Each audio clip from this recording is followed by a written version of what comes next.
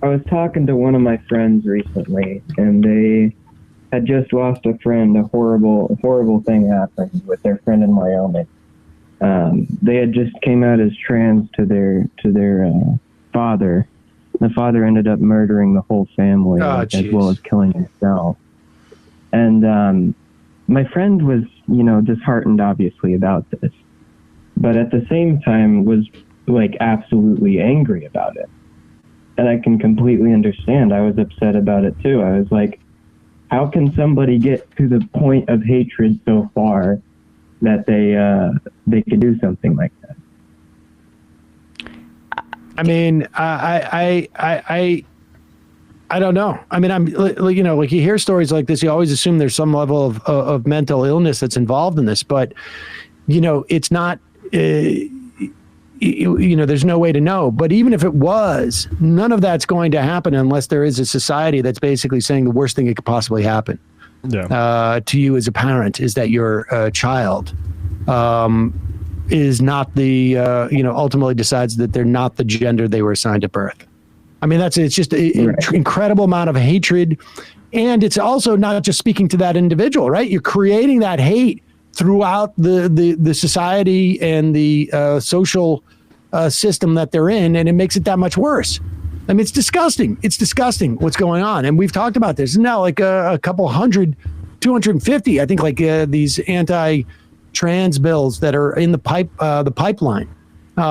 And this is going to be, I mean, I don't know on a national level if they're going to run on this in the way that they did in 2022. But certainly we're seeing it in the context of those type of states. I made this point yesterday with Professor Cowie. That in many respects, when George Wallace said, the South is no longer a geographic location, it is a state of mind, it is a philosophy.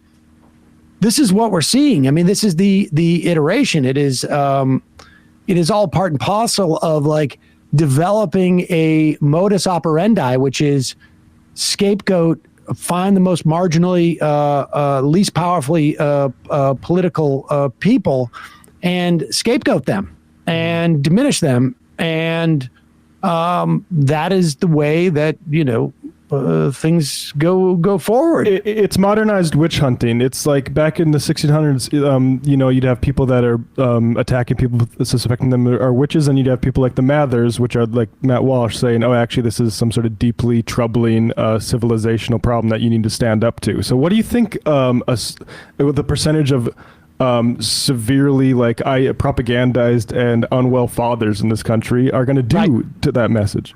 Right. Well, and I guess the biggest problem is we were more angry about it because it was like nobody was talking about it. And obviously I'm in a really red state. Not a lot of people are socially accepting of that kind of thing. But I think the bigger issue is just that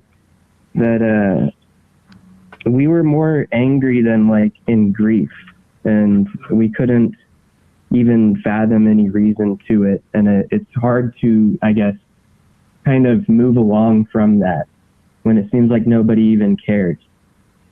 I mean, it's, the only thing I can tell you is that, and I think even on the terms of like gay people front, like we're moving, I think, somewhat backwards. But I can tell you that when, how old are you?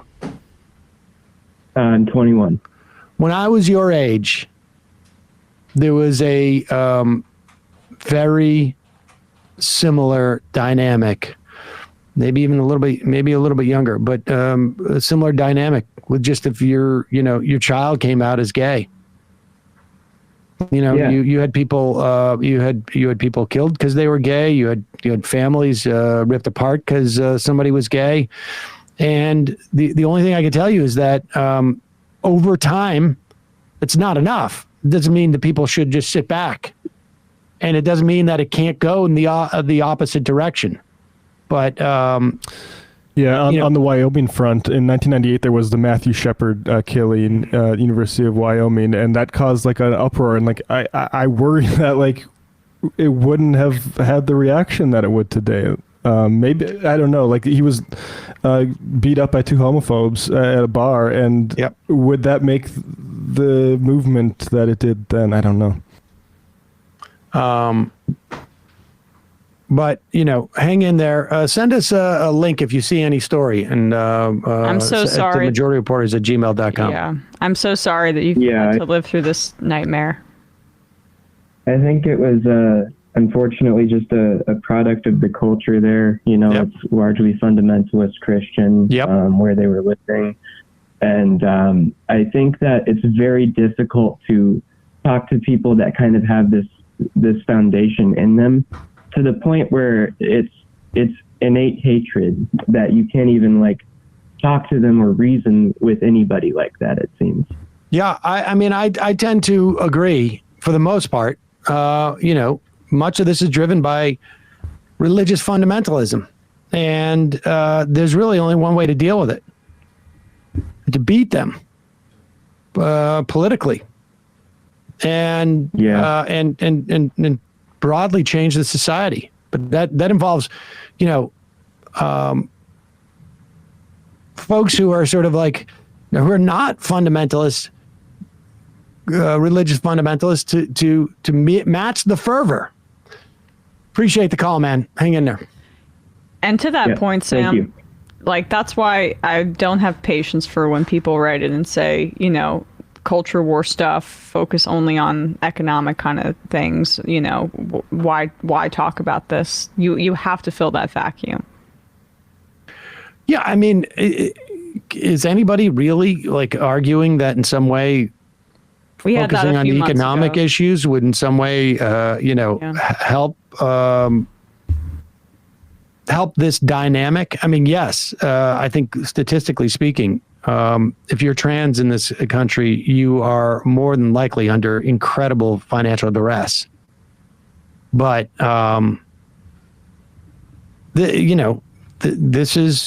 it's a big function of our politics.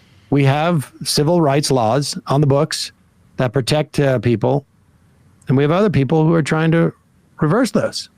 Yeah, the state should empower people to be empowered over their own health with things like Medicare for All, which includes transition care and counseling, and that's what they're fighting against, and that's where it's not a culture issue, it's a material issue.